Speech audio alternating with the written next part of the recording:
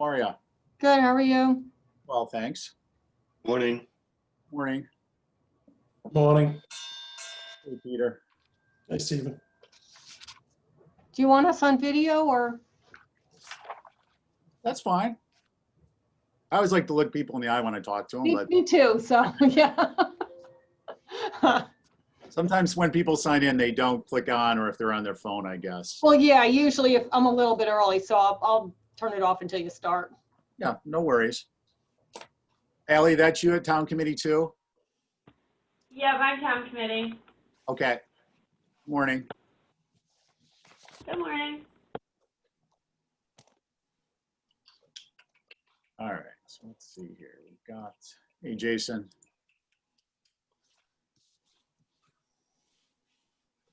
Click a button and everything comes into perspective. There we go. Good morning, all. Hi, Chief. Peter. How are you? Good morning, sir. Committee, Houston Committee, Richard Hussey. Who are we missing? We have Pete Kaiser. We have Richard. Peter McCutcheon. We're missing Varantella. Going to give everybody just another few seconds. It looks like Richard, good morning, just joined us. Christy just joined us.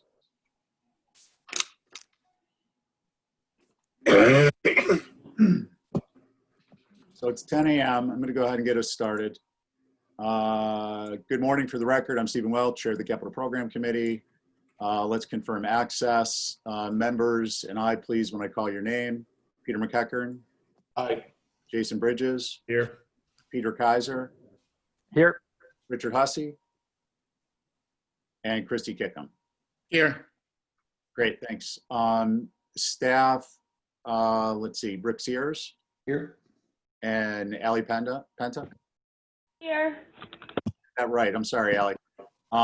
Great, and then anticipated speakers, we have Karen McConigal and Chief Murphy.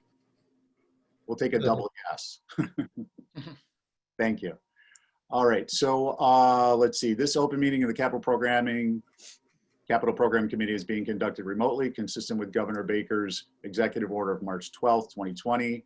That order, posted with agenda materials for this meeting, allows public bodies to convene remotely so long as public access to deliberations is reasonably provided.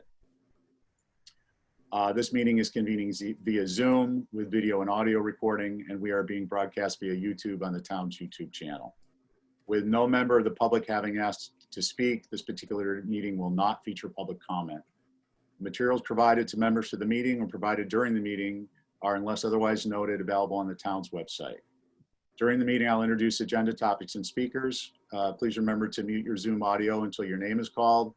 And let's direct comments and questions through the chair to avoid crosstalk and make taking a minutes easier. Lastly, formal votes, if any, will be conducted by roll call. With that said, we'll move on to the meeting. I'll call this meeting of the Capital Program Committee to order Thursday, September 17th at just after 10 a.m. If I could get a motion to approve the agenda. So moved. Thank you. In favor of the motion, Peter Kaiser. Aye. Peter McCutcheon. Aye. Richard Hussey. Christy Kickham. I see the nod, yes. I can read lips. So I think that actually counts as a vocal yes. Yes. Thanks. For these informal matters. Thank you. Roll call we'll dispense with. We've announced members as we've gone along. We'll dispense with audio, video announcement, and public comment that has been addressed. This morning we have IT and fire, FY22 request and out year discussion, and then we can identify any open items. Towards the end of the meeting, there will be some Green Sheet Committee updates, so plan on having a few minutes there. And I want to have a couple just very brief discussion on our upcoming meetings. So we will start with IT. Karen, we have for you 3 requests, and network infrastructure, replace town computers, and the wireless network design. Is that correct? Correct, yes. Okay, great. So if you want to just take those up, if you don't mind announcing which one you're going to do first, that'd be great. Okay, we're going to start with replace town computers, admin 18-001 at $62,800 annually. This was a continuation from a request from last year to ensure that we have appropriate equipment for our town offices and employees to be able to access network resources and do their work. As everyone knows, there are continuous advances in technology. It changes very frequently. We generally like to look at a 5-year cycle for desktop computers and a 3-year cycle for laptops and other mobile technologies such as tablets. So this request will allow us to have sufficient funds on an annual basis to replace this equipment, as well as some miscellaneous smaller printers. The cost could potentially increase over time based on inflation. In my experience, it hasn't been significant because as technology advances, it tends to get the middle range, which we purchase in, tends to get less expensive. But so I did not ask for a 5% increase over time. We left it at 62.8. If that changes, we will revisit this next year. Any questions? Yes. Christy Kickham? Karen, I'm just curious to get a measure. What percent of the town computers do these upgrades represent?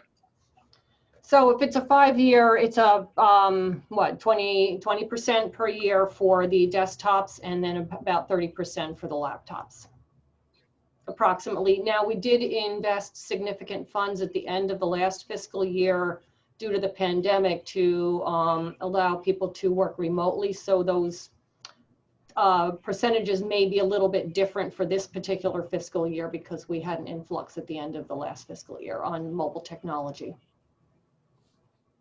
Thank you. Yep. Any other questions for Karen at this time on the replacement? Karen, I have a quick question for you. Are we Sure. are we primarily PC based? Do we use Apple at all? We are primarily a PC Windows based operation. We do not use Mac computers. Our tablets are all iPads though. So we use Apple iOS for our mobile technology for our iPads. And then on the iPads, do we have I'm just curious, is there a recycle program that those go into? Or do they just get wiped? And I'm just kind of curious what happens to those. Well, that's a question I'm not really 100% sure where they go, because the iPads come with wireless data capability, and those are actually purchased out of the public safety complex by artists. So I don't know if he utilizes Apple's recycling program for the older devices or not. I think he does, but I could check on it if you would like to know. Yeah, it's not a burning desire or anything. Yeah. Just kind of curious what we do with them when they're done. Yeah, we haven't had a lot in the past, but we're starting to use more and more. For example, the EnerGov e-permitting system has an inspection app on it where all of our inspectors go out and use the iPad. So we're seeing an increase in the use of this technology. So it may become a bigger issue as time goes on. Mm-hmm. Okay, thank you. Appreciate it. You're welcome. Any other thoughts or comments at this time? Christy Kickham? Karen, Christy, I'm sorry, before you comment, I just want to know for the record, Christy Ferrantella joined us a little while back. Thanks, Christy, for waiting. Go ahead. Karen, just curious, I know we visit this every year. And just as to the process, are these computers that you yourself and your department tag as being replaced, or are these requests by the department heads? Combination of both. We have a regular replacement cycle that we utilize for aging out equipment, for standard equipment, for specialized equipment. Sometimes departments need a higher level unit than what we normally provide, and we work with them directly on those specifications. So it's kind of a combination of both regular cycle of replacement as well as requests. Thank you. Great. Okay, Karen, Smoky air. if you want to go ahead with your next one. Yes, we will look at network infrastructure, admin 17-001. As you know, in my description, the town provides the foundation for the delivery of our mission critical services. And it's absolutely essential that we keep this network operating, you know, all the time. And we learned this very clearly during the pandemic, that it was really important that we ensure that our digital assets are accessible to our staff and our constituents, both in our offices and remotely. So it's absolutely essential that we keep our network up and running. This 50,000 annually is a annual request that comes behind a previous 250,000 and 100,000 request in FY 20 and 21 respectively. And this provides us with regular influx of funds to ensure that we can upgrade and replace equipment as needed and address any issues that come up during the year. We have a replacement cycle plan for our wired network in place. I think that was attached to the original request. And so it's essentially basically regular funding over the 10 years to ensure that we have enough money when we need it to upgrade and replace equipment, keep the network running. And this is the wired network specifically. Mhm. Okay, great. Yep. This is a familiar topic for us. I'm going ahead as opposed to just having the department head hit on kind of exceptions so that Christy Ferrantella can kind of get familiarized with these. Having said that, are there any questions on this particular request? Jason, please. Thank you, Mr. Chair. Hi, Karen. I was surprised this is so much lower than the last couple of years. Does the pandemic and the importance of us, being able to connect now that that's increased, this doesn't really affect that? You don't need more funding, or would that come in another area? At this time, we're adequately funded with the past 2 years plus this this annual influx. I anticipate this should be sufficient unless we have a major disaster. Network equipment, wired network equipment tends to last for a long time. And we have lifetime warranties on a lot of our equipment that doesn't really cost us anything if it fails. So over time, this should be adequate. If it becomes inadequate, obviously we'll revisit it. But at this time, I feel that I'm adequately funded for this. Yeah. Thank you. Right. A lot of adequatelys in there. Any other questions this time on network infrastructure? Okay, great. Karen, why don't you go ahead and we'll proceed to the final one, and then we're going to just touch on your out years. Okay, so this one is a new one. This is wireless network design for admin 22-001. It's a $65,000 one-time capital request.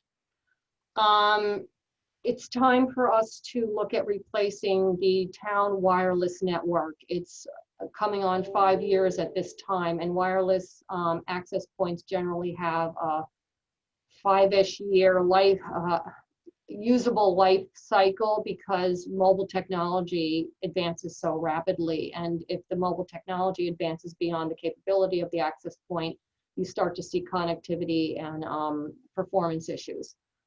So I anticipate we're going to start seeing that. Because the original network was not implemented as an overall townwide initiative, it was put together piece by piece and built upon. It's a good network, but it's time for us to take a look at having a professional design performed and a professional assessment for how to improve our wireless network services at existing buildings where we have existing service, and also potential expansion into other municipal buildings.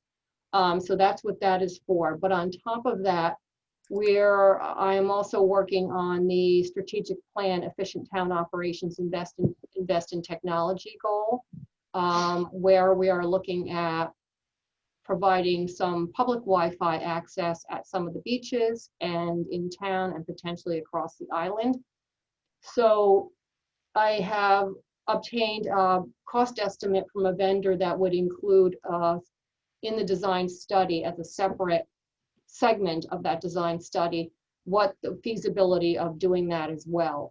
So it's a two-piece request right now. It started out as just the municipal buildings, and then as I moved more into researching the strategic plan goals, it made more sense to combine this study into a single study with two separate sections, and that's what I've done, and that's where I came up with the $65,000 request. This will result in a capital request for FY23 to actually implement the project, and that will go out to bid. Okay, thank you. Yep. Questions at this time? Jason? I just want to reiterate what Karen said about this is part of the select board strategic plan in trying to offer Wi-Fi to the public and for quality of life and infrastructure. So this definitely falls in line with that. And I'm glad Karen said that, in FY23, there'll be a bigger ask to actually implement it once we have the numbers. Okay. Right, if I may interject, I didn't mention this, that the design study one of the deliverables will be the budgetary cost estimate for the bid and the capital request. Okay, thank you. Peter McEachern? Karen, just a question. I know that you've laid out all of the physical structure capital request. If you can just remind me on an annual basis between licensing, software updates, what are the soft costs of all of our infrastructure? And I'm assuming that's all an operating expense. The soft costs, not including the professional services for any configuration implementation, is probably about $225,000. That's off the top of my head. Okay. The total amount we spend in that area is a little bit higher. So I just kind of sliced off what we would, what the vendors would provide as services, but it's over well over $200,000 just for licensing for the software. Yeah. Thank you. Thank you. Karen, on the wireless, I just wondered, clearly you don't know the cost. That's why we're doing this study, but do you have an order of magnitude, maybe in terms of the number of zero digits about what this would cost? I really have a hard time answering that question, but I would say probably somewhere between $100,000 and $200,000. No, that's very helpful. I didn't know what it might be, and it gives us an idea. By the way, I think that this personally, I support the concept for a variety of reasons. We'll get into that when we have our internal discussions, but yeah, I just want to get an idea of what the overall cost might be. Thank you. You're welcome. If there's no other questions on wireless, maybe we'll just jump in to see if there's any anticipated exceptions in Karen's out years. Okay, let me just. Okay. So Karen, if you just want to comment if there's anything in your out years, we have in front of us currently a list that is being developed that includes, I don't know if you have a copy of this, but e-permitting, the GIS digital imaging updates, the network infrastructure, replace town computers, server virtualization, and the wireless network design. So I guess what I'm curious about, and I think we'll be curious about, is do you see any potential differences in what's been projected as costs there? And do you see other potential projects at this point? Do you see other potential projects? Thank you. Well, other than the wireless network project itself, I don't see any large initiatives in the next several years. I mean, a lot of this depends upon, decisions such as where is the senior center going? What are we doing with our island home? Because all of those building changes, if people move around, that might affect how we implement things. It will in fact affect our fiber network and things like that. Also, when we are looking at the old firehouse, I think I already have that costed into the existing funding. But if things change significantly about where people are moving and shifting around and what we're going to be doing in the future with these buildings, that will change the picture. Okay, thank you. Any thoughts or comments for Karen on any of the out years or anything else at this time? No? Okay, great. Well, Karen, we very much appreciate the work you put into this and for coming in and giving us a presentation. And we'll proceed when we start to do our rankings and go from there. Okay? Great, thank you very much. Thanks again. Yep, good luck, Steve. Thank you. Bye, everyone, thank you. Good morning, Chief. How are you? Good morning. How y'all doing today? Good, good. So Great. pretty much the same approach, but obviously a few different requests on hand for you. If you want to just let us know which one you want to start with. We've got, just to be clear, replace the CBAs, ALS equipment, trench and technical rescue equipment, and engine 4. Correct. And So- by the way, I appreciate the supplemental information you provided for the trench. That was very helpful. So with that, I'll pass the chair to you. All right, just excuse me if you see me looking this way. I'm looking at my other computer screens, and I'm just going to reference them back and forth. So we'll start on the ALS equipment. ALS equipment is a $50,000 ask. That is an appropriation from historically from the Ambulance Reserve Fund. In FY21 that we're in currently, there was $100,000 appropriated. We're outfitting 2 ambulances. What I included is some information is a quote for 2 monitors that will be put on those 2 ambulances. In that it shows you most of the cost of that $50,000 for 1 ambulance will be ate up by the monitor. About $38,000 alone is the monitor that a paramedic would use. That is a defibrillator. It does 12 lead EKGs. It does blood pressures, Untitled CO2.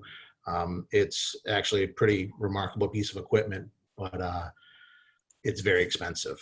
So that's the main cost of that. Just to give you a little update, I know it's not really where we're at here, but on ALS, right now I have several paramedics chomping at the bit to get into service. Once we get the 2 monitors purchased and some technical glitches worked out with the hospital, we'll be putting in our application very soon. So for our upgrade. Okay, great. Questions at this time for the chief on the ALS? No? Okay, great. Let's move on. Chief, which one we want to hit next? Let's do SCBAs. I'll take the low-hanging easy fruit to start before we get into the harder stuff. Okay. That's 19002. So this is a continuation project from previous years. It's a replacement of our self-contained breathing apparatus, which are the bottles, masks, harness. This is for the replacement schedule of 10 and 20 bottles. Whereas I think this is continuation of year 3 from last year. It was bumped from FY21. And then after we finish this 4-year program, we'll have them rolled into our maintenance. The quote that is attached is a new quote for July of 2021. Okay, great. Just if you could give me a 30-second, 15-second on what the CBA is and what they do. Again, we've got a new member, so. Okay. Yeah, I know I can't bring in my props like I did last year. They're always fun. An SCBA is, think of a scuba diver and the harness, the bottle, the mask, the regulator, everything they have to go underwater. An SCBA is the same device that allows a firefighter to go into a atmosphere that's an immediate danger to life. Smoke-filled or in some cases, chemical environments, whereas that breathing air is inhospitable. Carbon monoxide incidents would be another one outside of a house fire. Okay. And not to throw us too far into reverse, but if I'll put on the beep beep and ask you to do the same 15-second for the ALS equipment.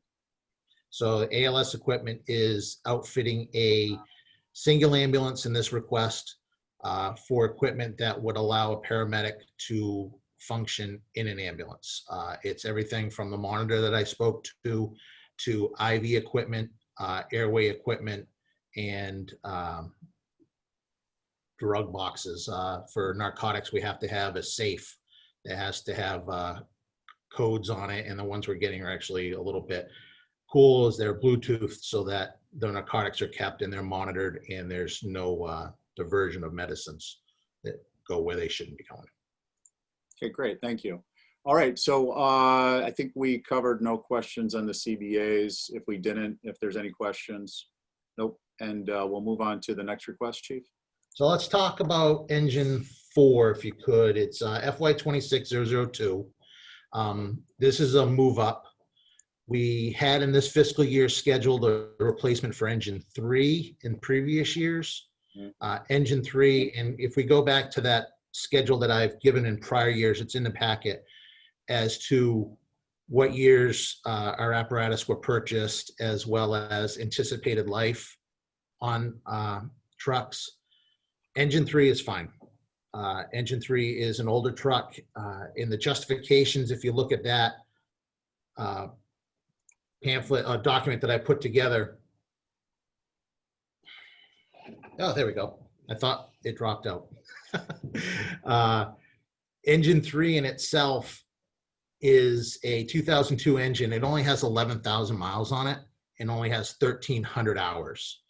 In comparison, our two frontline engines that we have, engine 1, which is the older of the two, has 41,000, almost 42,000 miles, probably does by now, and 3,200 hours. But the truck that we use the most is engine 4. So when you see a fire truck go out to a fire alarm, a building fire, a car fire, 95% of the time it's engine 4.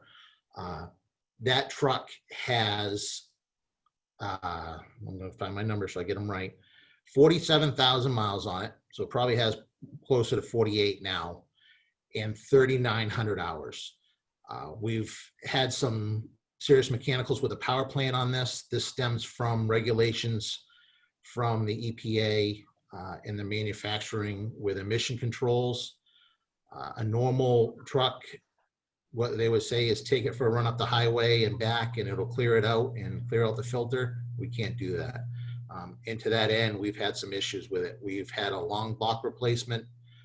Just this month ago, we had a replacement of an EGR cooler, which is on the exhaust gases. That was another $8,000. And this truck is just really starting to show its wear at about 10 years old.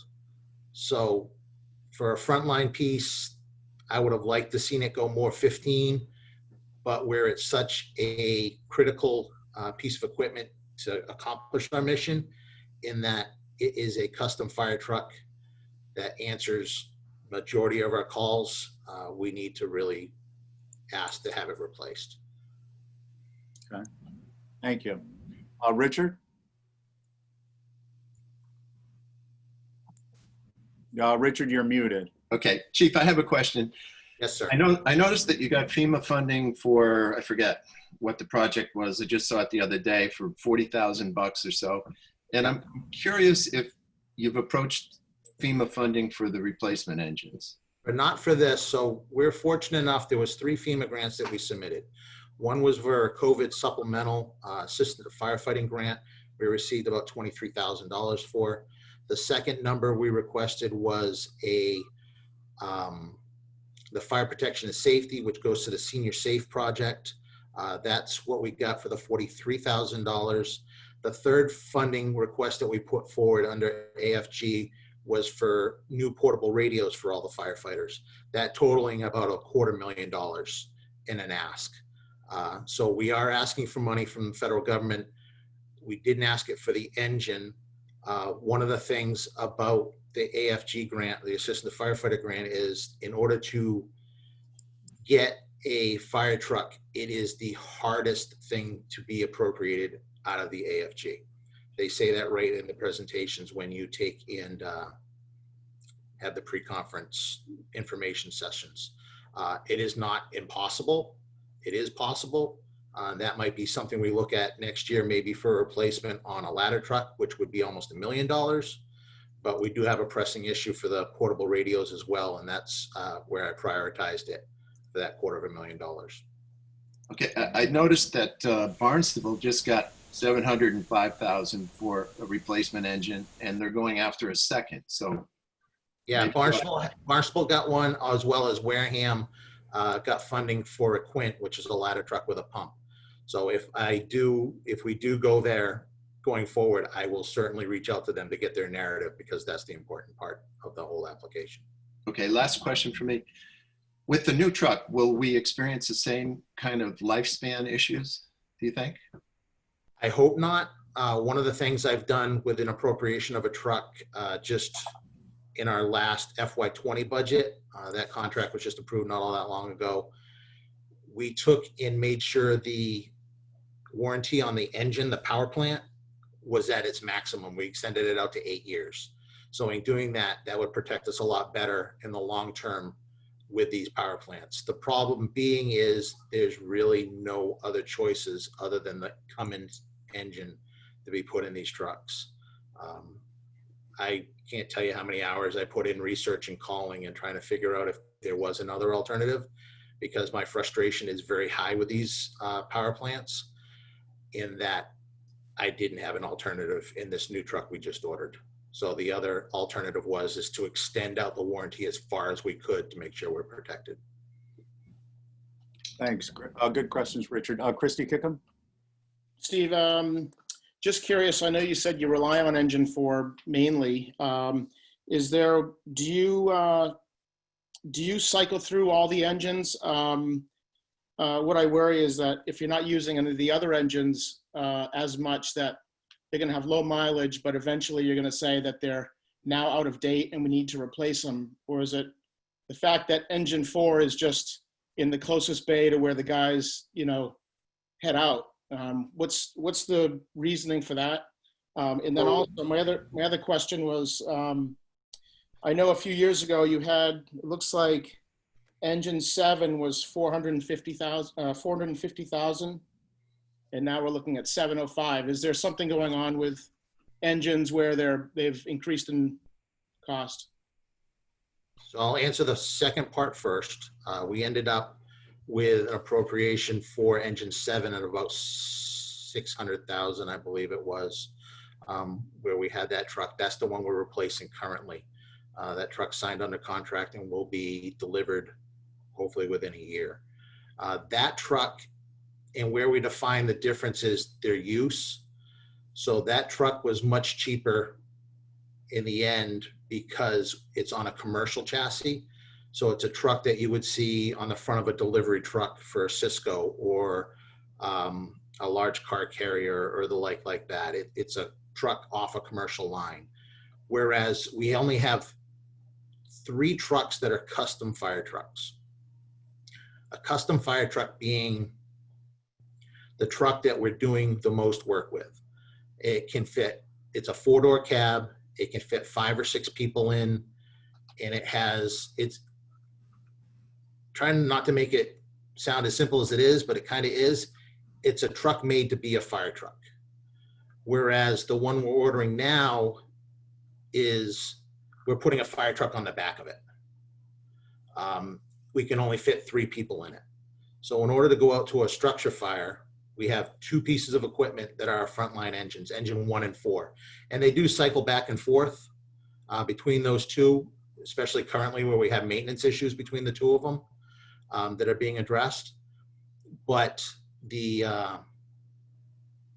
a certain specialized use for each truck. A lot of departments in different places, if you're an urban department, all you buy is custom fire trucks, because you're going to have New York City, Worcester, Boston. You have engine companies and truck companies. They don't have to worry about wildland urban interface. So Engine 3 and Engine 2 are 2 trucks that are wildland urban interface trucks. They're smaller wheelbase. They're a 2 or 3 person cab. They can pump and roll, meaning they can put out a small brush fire as it goes along. And they have a little more of a niche. So I wouldn't want to take that as my first truck to a building fire, because it doesn't give me the same abilities as one of my custom engines would.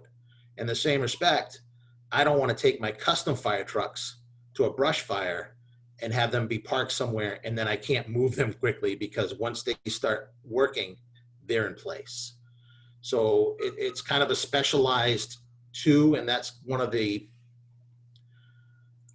it's not really a deficit, but one of the hurdles we have to face is that we kind of have to have equipment for everything that we can think of, and we have to make certain equipment do more than one thing. The truck that's coming currently, I keep referencing that.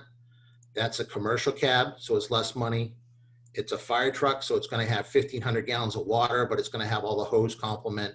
It's going to have all the tools, the air packs, but it's also going to have a dump valve in the back so that if we need it as a tanker, which we have two, we can use it as that.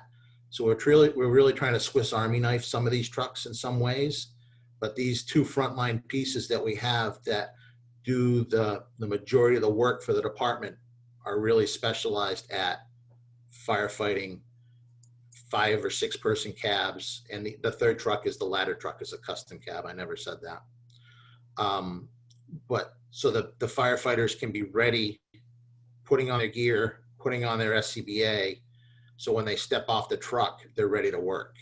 In a commercial cab, you can't have that many people in the front of the cab, in the packs and so forth. It doesn't become eligible to take and do the job effectively, I guess is how I want to say. I hope that wasn't too long-winded and it answered your question. No, that's fine, Steve. Thank you. Thanks. Any other questions for the chief on engine 4? Peter McEachern? Morning, Chief. Just a simple question. Are these the net expense? Is there any trade-in value on any of the, for example, engine 4? There is a potential of that. The cost that you're seeing at the 705 is a estimated cost from the buying group that we've been purchasing our equipment plus outfitting of the truck. Some equipment will be able to transfer over, but I'll admit to you that a lot of the equipment we've done in years past has gone from one truck to another. So the big yellow hose in the back, the large diameter hose, which is a 6-inch hose, it goes for a lot of money, 100 for 100 foot. For 1,500 feet, it's going to be almost $20,000 for that hose lay. That hose has gone off of 3 different other trucks already. So its age is there. So, you know, the amount of money that we're asking for to outfit is another almost $100,000 on the cost. And another question, Chief, if you could remind us, your perpetual maintenance, is that in-house or do you sub that out? Is it shared by other departments, and specifically on all the diesel engines? So we were fortunate for a while. We were using the DPW garage. That hasn't quite been available to us. With lost somebody out there who is qualified to work on the trucks. The contract we have right now is with a company from the Cape. He's actually here today doing the maintenance on the trucks. We've had that. This is our 2nd year in that contract. So even that was one of the resources I talked to about what power plant we should put in this new engine. And he even said to me, he goes, don't worry about it. You're doing all the maintenance and the preemptive maintenance and keeping up with what you are. You shouldn't have a problem with the trucks going forward. Good. So he's here 4 times a year at the very least, I think. Oil changes, filter changes, maintenance. He's doing brakes on one of the trucks today. Great, thank you. Thanks, Peter and Christy. Great questions.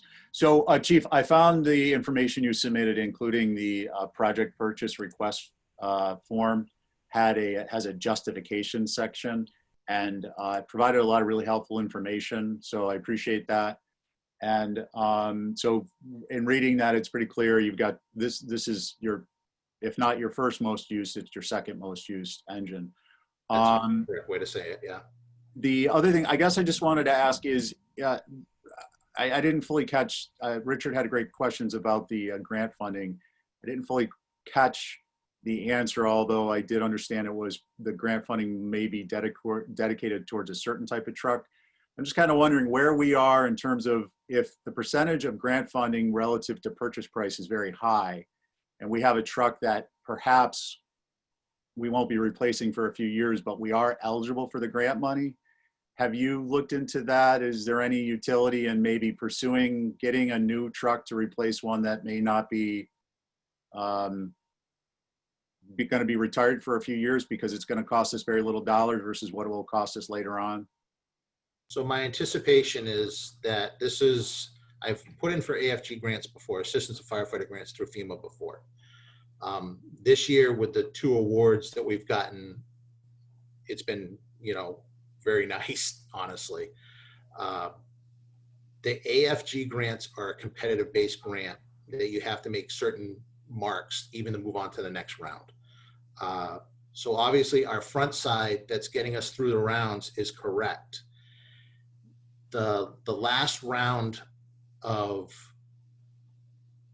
assessments and evaluation is actually people reading the grant application and scoring it and then putting it forward, whether it needs to be appropriated or not. That $250,000 for portable radios is not something within the budget. So in lieu of putting it forward as a capital request, we put it out as that FEMA opportunity. We'll know by tomorrow. Actually, tomorrow's the last round of approvals, and then I can look at where I went wrong with that application. As to applying it forward, the local share is anywhere between 5 and 10%. I think we're at 5%. There is the possibility that on our next AFG grant that I'll put in, if I don't get the radios, I'll put in for that. And as Richard said, I have some friends now that have been awarded fire trucks, and I can reach out to them and get their narratives to see how they wrote them and lean on them. And I will write a grant for a new truck for next year. I can put in multiple AFG grants. So hopefully by next summer we'll know. And then you only have a year to spend that money. You have to be within that year to spend it. So you can't kind of put it off. So. Okay. And then just to follow up on that with respect to the calendaring, that falls within our fiscal year review and annual town meeting? The AFG grants fall mostly within the federal fiscal cycle, which is September 1st to August 31st.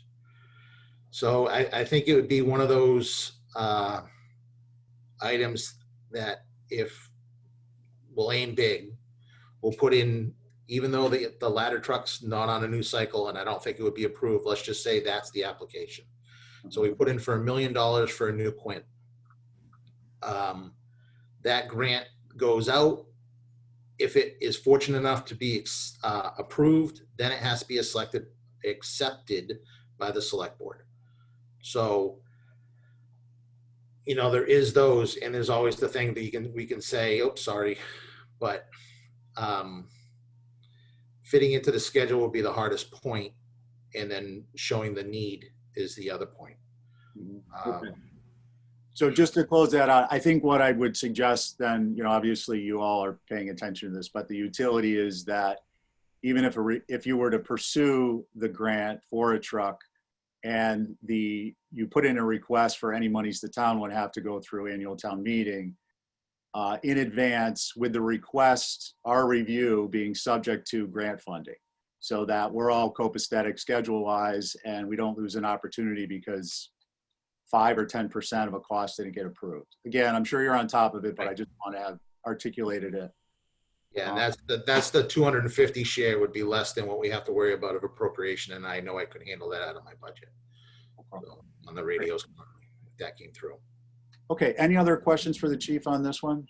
And we'll jump over to the trenching equipment and related.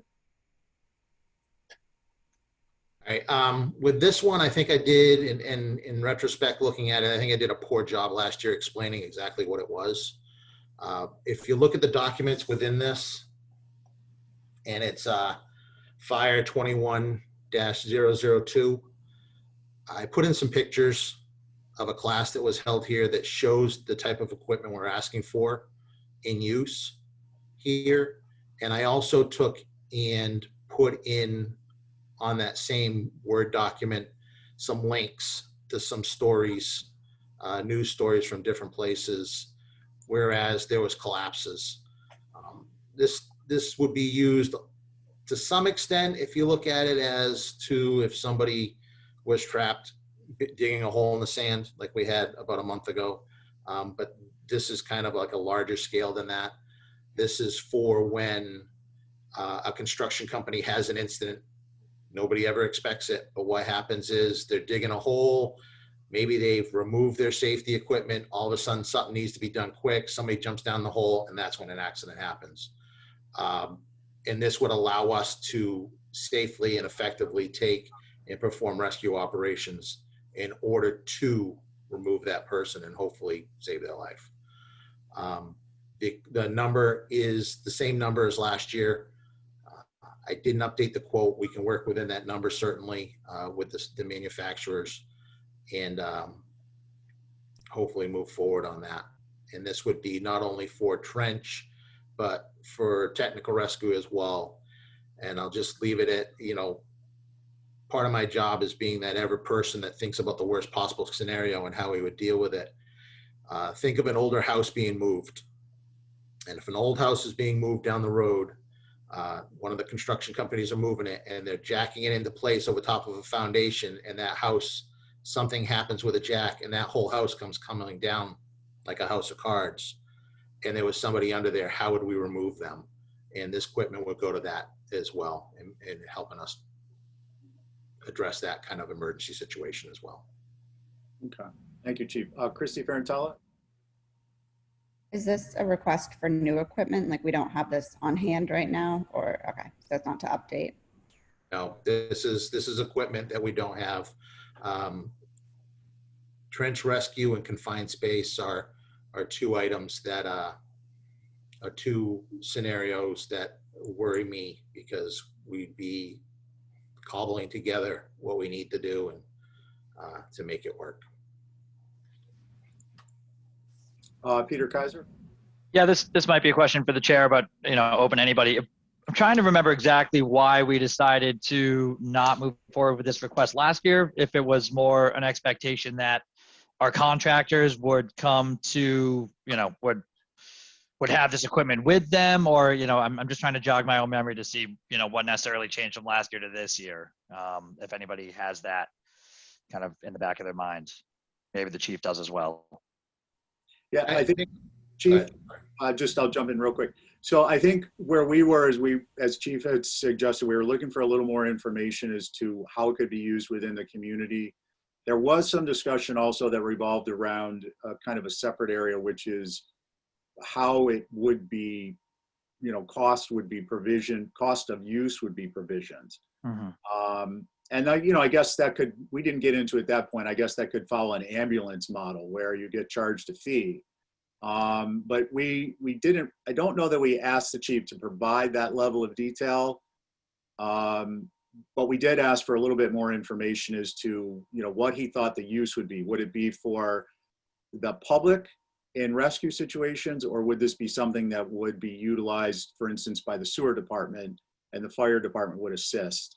And I think that subsequent discussions clarified that David Gray, the sewer department, actually has a different setup that meets their needs. So this would be, as Chief has said, a public service type of an appropriation. Chief, if you wanted to add to that, please do. No, that's a perfect explanation in that whether it's DPW, wastewater, Toscana, Colgate Partners, they're all required to have their own equipment on scene, but that equipment is kind of like there to make sure that their operations are safe. So let's this is kind of probably a stretch of a analogy, but a hood system in a restaurant. A hood system in a restaurant is there to protect if there's a fire on the grill, to put it out right away. But there's always the case where that fire becomes larger than that hood system can contain, and then we need to come in and put that fire out. So the equipment used by any contractor, either public or private, is to protect their members and be able to do their job safely, whereas the equipment I'm asking for is equipment that would be put into place when things don't go right. And honestly, that's most of the times that we're called. We don't get called when things are going right. Usually we're being called because somebody has an issue that they need taken care of, and there's nobody else that can respond. Thank you, Chief. Other questions or comments on this? All right, Chief, if you would just maybe touch briefly on out years, if there's any exceptions. I think we've covered some of those with respect to the engines and radios and whatnot. But if there was anything else you wanted to comment on, this is your chance. No, my out years are pretty much the same. I didn't get to put it in there yet, but I did realize there's one piece of apparatus that isn't in my out year plans that I need to put in for. And I think that's possibly because it was purchased by the airport about 15 years ago, but that's nothing that's going to be within the next 5 years, or maybe even 10 years. I've got to really sit down and take a look at that. That's our rescue truck, which is the big green thing you see our guys driving.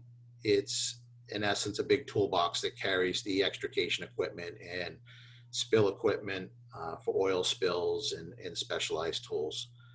But that's several years out. I need to put that in. I haven't got the chance to do that yet. I just noticed it the other day that it wasn't there.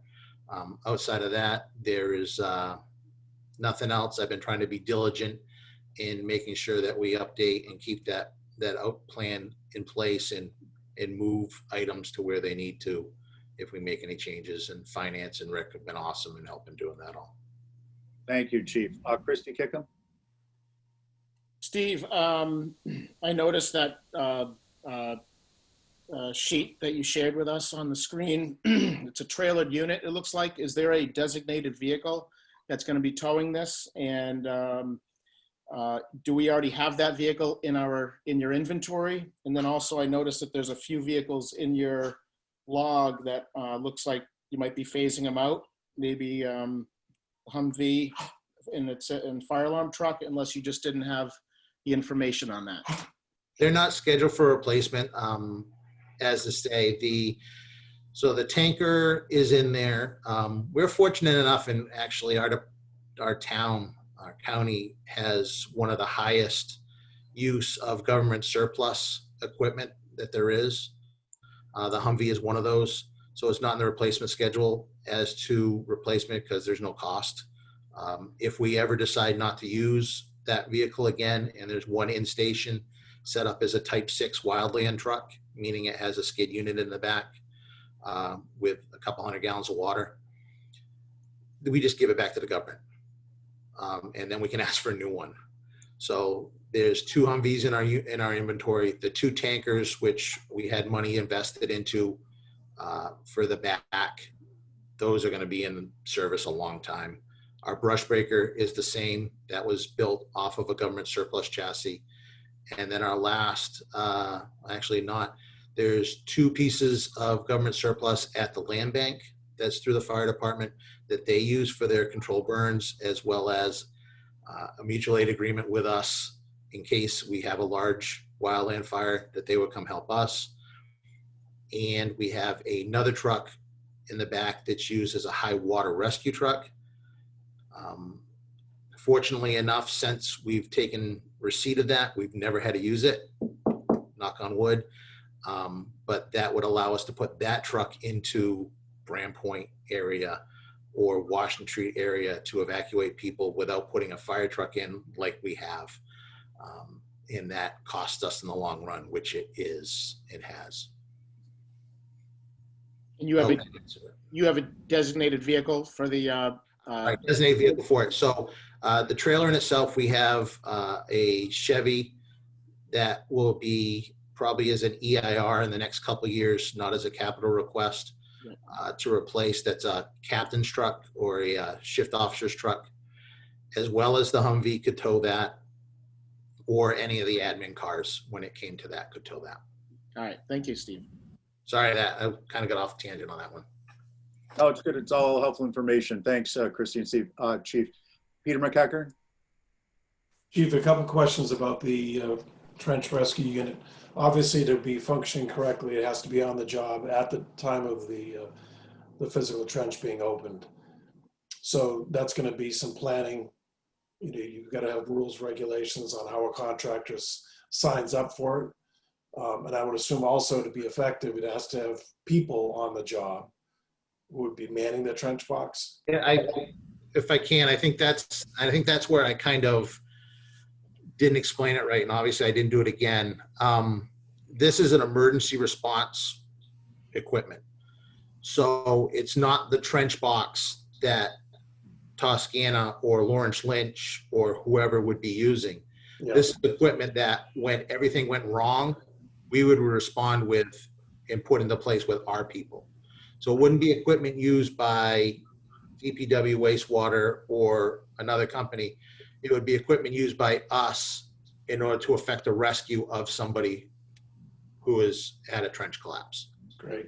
Only because I like statistics. What's the, can you go back and maybe the last 20 years and tell me how many times this would have been used here on Nantucket? I can come off the top of my head at least 3 times, 2 times right off the top. I know one that I know we would have used it. We've had trench collapses on Orange Street, and as well as they were putting in stairs out Surfside for the house out there that a person became entrapped. Now it wasn't up to their chest, but they were entrapped. We could have used equipment like this. Okay. There's Was it internal? Was it town employees, or was it contractors the town hired, or was it contractors? One was a DPW employee and one was a contractor. Okay, thank you. Thank you, Peter. Chief, just one quick question on this. Darwinism aside, would this have been useful out at the kid who recently buried himself in a hole at the beach, 5 or 8 feet down? So they did a wonderful job on that process with the lifeguards. Could it have been used? Yes. Chances that it would have been used, would it have been dispatched? Yes. Would it have been used? Probably not. But in the same respect, having the tools there just in case are an important thing. This is more for, if you look at some of those news stories, more in line, there's one where they had a VACON truck working in an area where a sidewalk had collapsed because of a water main break. The one in Florida. Yeah, and then there's another one in North Carolina that a worker died when they had a trench collapse. So those are the large scale ones. Even to the point when you take the trench rescue class, they give an example of one where a gentleman was digging a hole with a backhoe, on the end of it was a backhoe unit, and that unit tipped into the hole and on top of him. So not only do you have a trench issue where the person's in a trench and buried with dirt, but now he has this thousands pounds machine over the top of him as well. No, they become very complicated. They're very technical in how they're done. And this would give us the tools to start. And honestly, we may be asking for help from the regional teams to come over and who do it all the time and more frequently to help us out. Okay, thank you. And then I guess FinCom will pick this up, but what do you anticipate personnel costs would be? And if you could speak to any potential offsets for perhaps like an ambulance fee fund or something along those lines. I just don't want to leave it unsaid or unaddressed. Well, personnel cost is absorbed through our budget in normal training. We have to have these people trained up in different technical aspects because we never know who we're going to have. We don't, every person needs to go out, just like every captain needs to be able to run the fire with the first 5, 10, 15 minutes. Every person needs to know the jobs that they could be put in front of.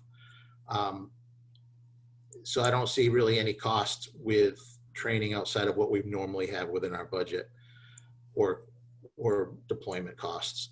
The cost sharing idea of an ambulance thing, I think would be tough. Where it kind of goes to a idea that, every time we go to a fire, we may start charging somebody, which we don't do. An ambulance service is different in how it's run, as well as I'll offer you that hazmat, there is law within the state that allows us to recoup costs if we go to a hazmat incident. But those are the only 2 places we can do that at. Mm-hmm. And I guess ambulance is a little more palatable because there is insurance that can kick in for an individual. So it's not like they're directly getting billed. Okay, fair enough. I appreciate that's good information. Any other thoughts for the chief at this point on this? Okay, good. Well, look, Chief, again, we appreciate you coming in, the information you provided, and if we have any further questions, we'll touch base through staff as we go. Absolutely. If I can offer anything else or answer any other questions, please let me know. Okay. I'll do my best. Thank you. Oh, and by the way, we really appreciate, I don't want to leave this unsaid. Very much appreciate the level of detail, or at least the scope that your list encompasses for your equipment in the SIP, the 10-year plan. It's very helpful even without, if numbers change, we have an idea where we're going. So thanks for that. Thank you very much. Okay, great. All right, guys, so it's just before 11. We've got a half hour. I'm hoping to make this like a 5 minutes left in the meeting, 10 minutes left in the meeting if. Rick, would you care to please give us an update on access to the SIP requests for finance primarily?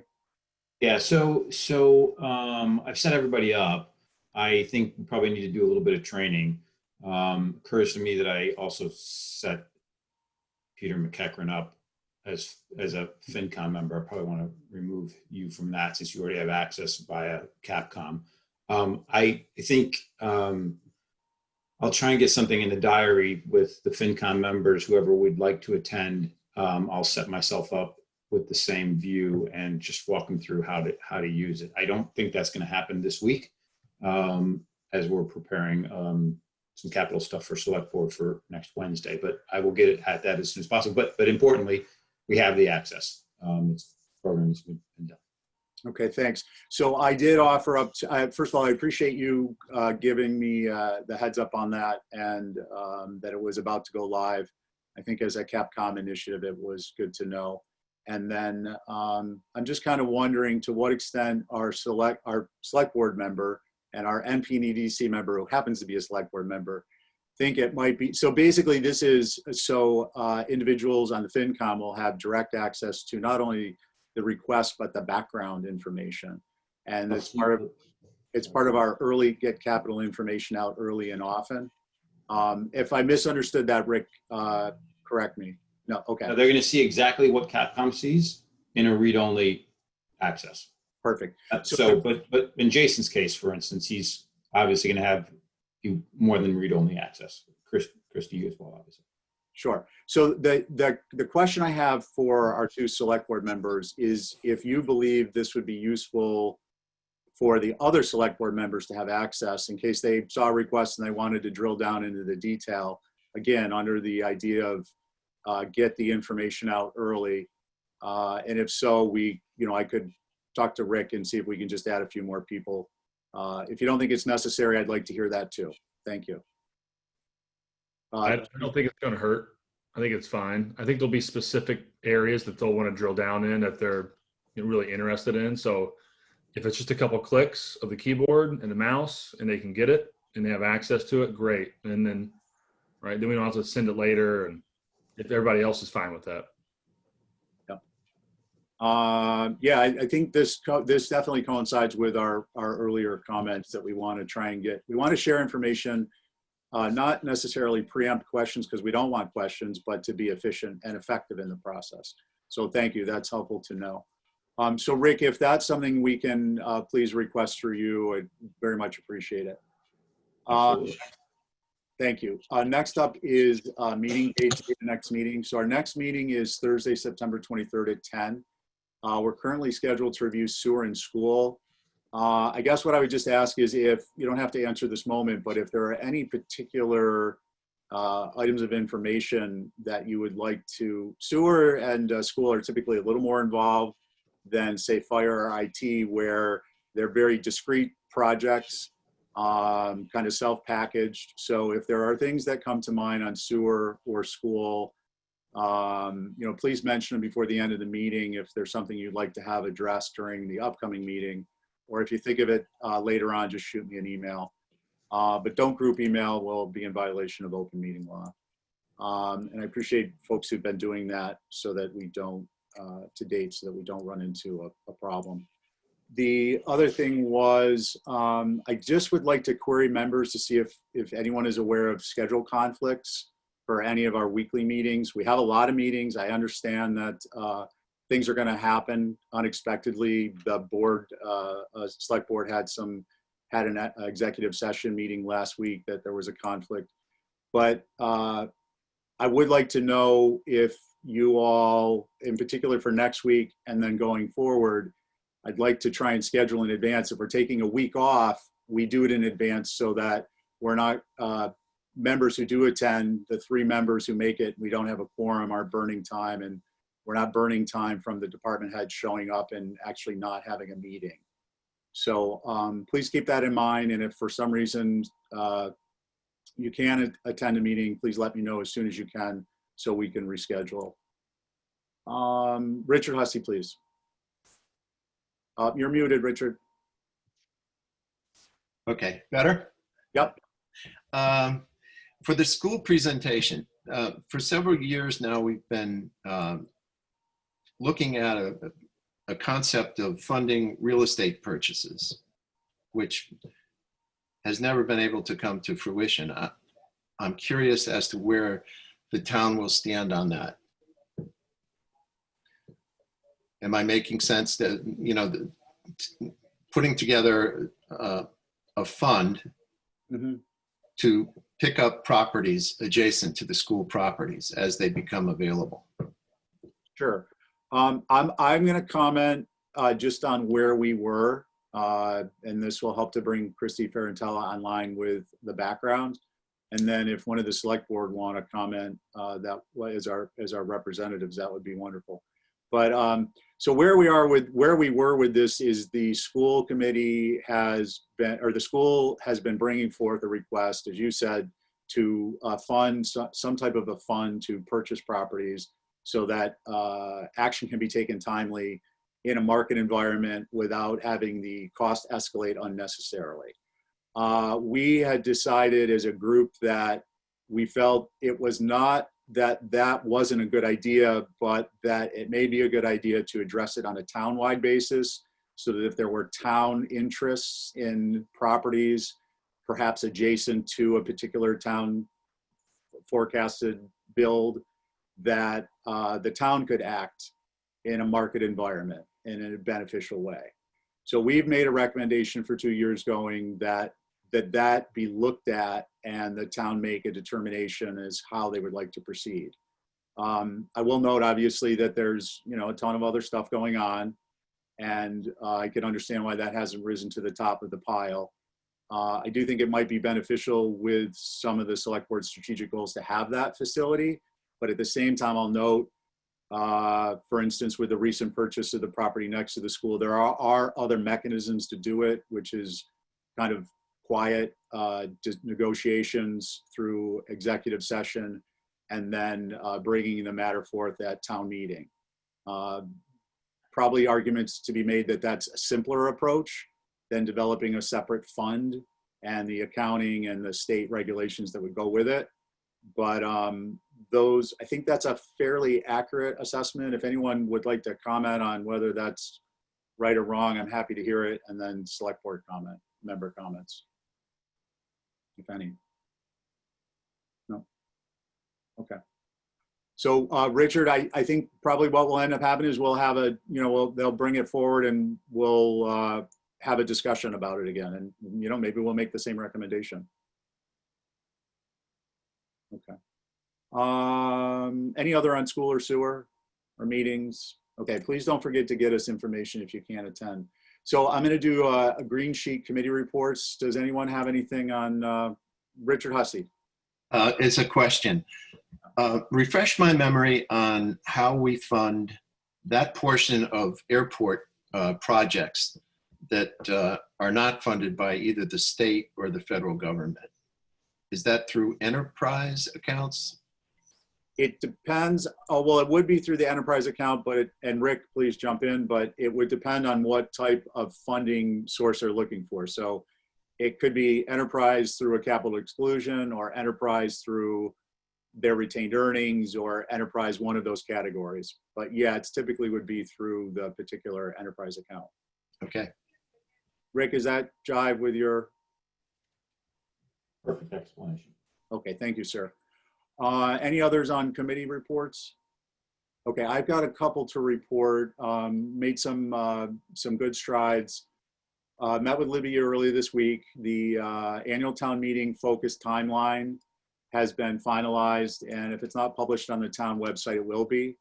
Our internal schedule is necessarily more detailed, so that tracks our milestones and gating items. And those and other scheduled activities are not included in the annual town meeting timeline.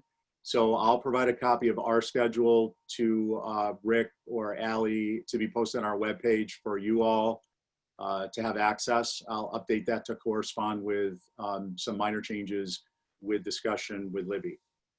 Along those lines of schedule and timeline and capital early and often initiative that we've kind of undertaken this season.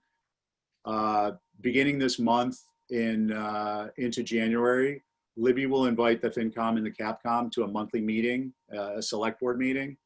And this is during the select board's regular meeting. The invites there'll be a note to review the select board packet, and it'll be an email blast to the FinCom and to ourselves. The September invite has already gone out. I think it was earlier this week. And, we'll have to wait and see if people involve themselves. I hope they do. I do ask that you as an individual member of CapCom tune in. I think it's helpful to understand the perspective of others who we work with in this particular setting. The other thing I want to make a quick note of and ask you to make a note of under this same Capital Early and Often initiative is we'll be meeting jointly with the Select Board and the FinCom November 17th at 1 p.m. There'll be updates going out, information will go out through, I presume Ally will send something out. But I just want to suggest or let you guys know we're all victims here. So please make a note to attend, and unless you're in a hospital bed, that would be helpful. For this particular meeting, to avoid repeat of last year's joint meeting and other issues, Libby and I, when we met, discussed and agreed that we're going to give this a little bit more structure and a couple of particular items. One is CapCom will address CapCom process related questions, and Libby has volunteered to address specifics of requests. If there's a larger project, a department head at Libby's discretion may be available too. Well in advance, everyone will have access to the capital requests through the capital request software as we just discussed. And they'll also be getting information through access and invites to the Select Board monthly capital project summary update. So that's important. We think that between that access to information and the respective representatives on CapCom and questions that may be developed and answered in advance from giving this information out, and then answering any residual questions at the joint meeting, that the process will be strengthened. And we hope people feel more involved. And at that particular meeting, CapCom will provide some comments on the 10-year SIP plan. These will be directional. We're not going to get granular, but just to give an idea of what our aspirations for that are. At that point, we may have some ideas of a general broad timeline, but if not, we're not going to get into that level of detail. So if there's any thoughts on that, I just wanted to give you the update, and we'll dispense with those items until we actually meet. Okay. On the good of the order, I have a couple of quick items, and I'm just wondering if anyone has anything they'd like to suggest. So some suggestions, I'll ask you guys for feedback, and Rick, certainly you getting involved. I'd like to ask that we please have the database updated to include the database views updated to include the request total and the alphanumeric code on the introduction sheet and on the print view sheet, so that when you're looking at it, when you're looking at a particular request, boom, the code reference is there and the dollar amount is there. That would be helpful. It'll also be helpful because one of the things I'm finding is depending on what medium you're looking at the requests in. So if you're on a tablet, or if you happen to wake up at 4:30 a.m. and look at your phone, as some of us may do, you'll be able to see the total without having to fish through the table that sometimes doesn't format properly. The other one was on the cost and funding tab. There, I don't know if you guys have looked at this, but there's a slight, Rick, it looks like there's a new, the graphic user interface, the GUI is a little different. One is what we've always looked at, and the other is a different color format. It's like a white with light blues. I'm not commenting on the colors, but the table rows and columns have been pivoted. So it's almost counterintuitive. If you look at the, I don't want to spend a lot of time on this, but I think it's important to get feedback from you guys, because I don't want to be wasting time the finance time. Give me 1 second just to pull this up real quick. You're talking about on the website when we access the request Yeah, so it's under the cost and funding tab? yeah, so on one of them, it is, I'm going to pull it up real quick. I meant to have this in advance, but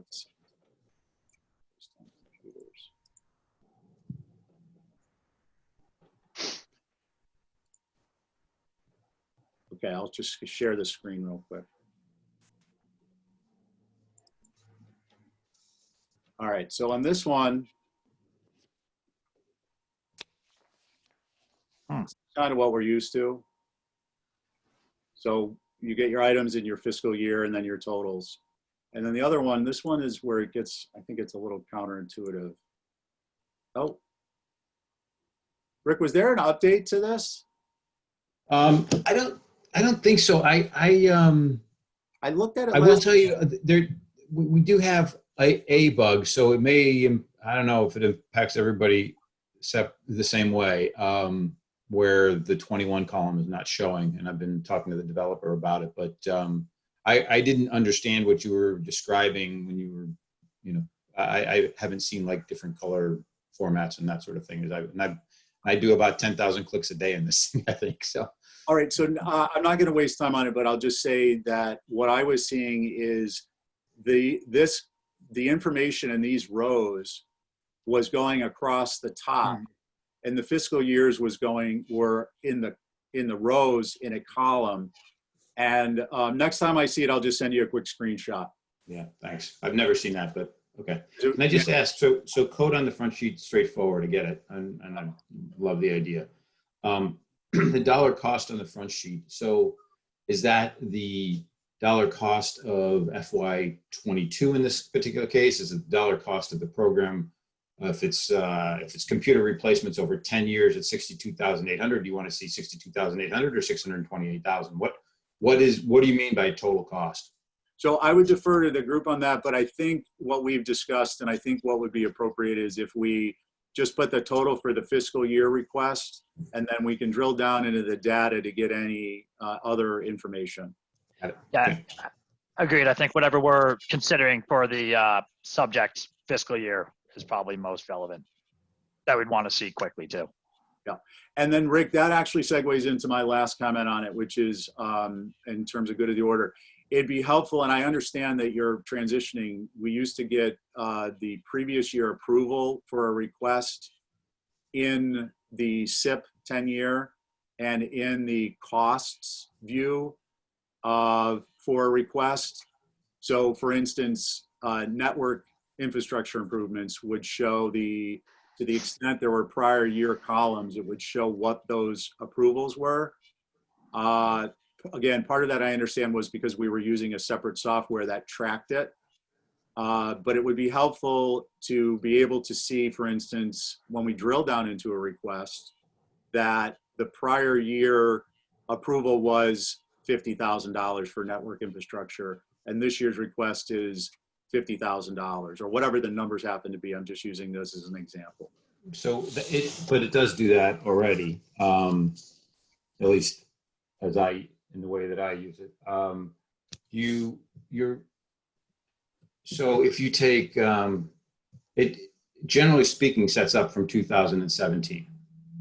So if there's prior year appropriations, they should be in there. I didn't I didn't do the data transfer to this. So here you've got the 2000 FY20. Now, Stephen, if you scroll, well, you have to go to reports to do it, but you don't have reports. Yeah, well, that's the other thing is we don't have the ability to do reports anymore. So in any event, you get the idea that. Yeah. Well, there's a good example, that one here. So this is great. This is great. This is where I think there's a bug.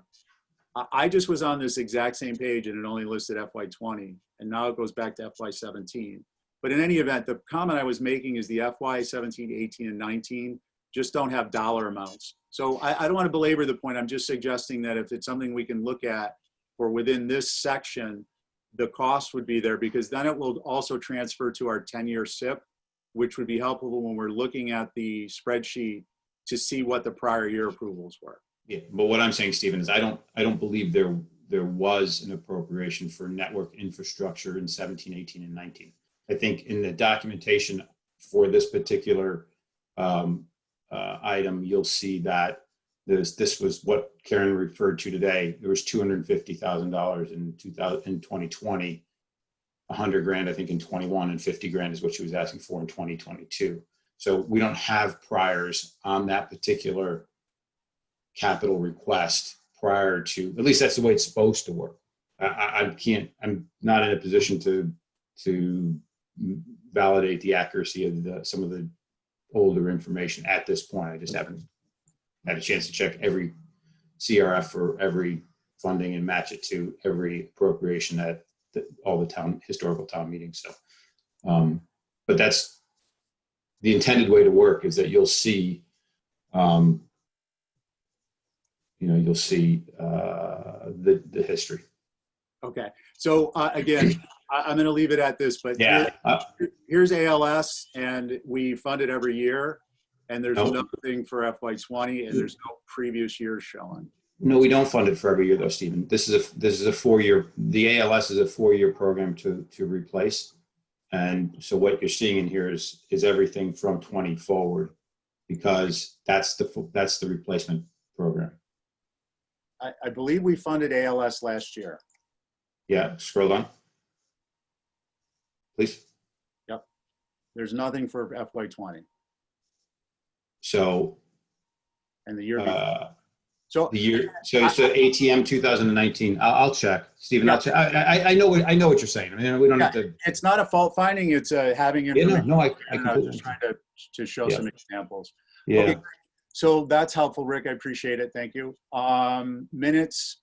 Can I get a motion to approve the minutes of August 13th, 20th, and 27th?